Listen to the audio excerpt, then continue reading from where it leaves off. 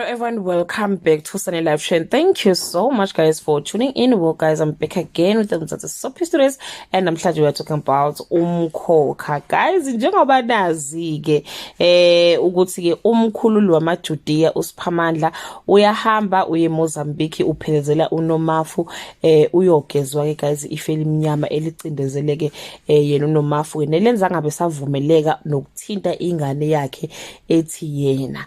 Manje guys ke ibandla lithe kumele kube khona umuntu yabo kufanele kube khona umuntu ozobambela umkhululi esihlalweni njengoba ezobe sahambile nje bathi ke guys akufanele kungabi bikho umuntu ozohlala esihlalweni for leso sikhashana nje ozoba yibamba. Guess ke ukuthi ubani ocabanga ukuthi ngempela uyena okumele ke ahlale esihlalweni, the one and only insila kamkhululi yabeko eyehliswe esihlalweni guys uGatsheni phela. Ngapha unezinkinga zeminyango eminingi leyayiphethe neimali engahlangani, ngapha ufuna ukuba umkhululi ke okwesikhashana. Kodwa guys umvelaso omkhulu emva kokubuyisa ke ukhulekane ekhaya uzokwenza ukuthi ke kukhethwe yena kukhulekana ukuthi ahlale esihlalweni somfowabo, and bathi ke uNdlovu uzokho embhayizisa ke nje ngezinto eziningi ke guys ukhulekana embonisa ke nezinto zokumbhedo. Angazi ke guys noma ke uzobe eseyinsila yakhe esikhashana yini ke uNdlovu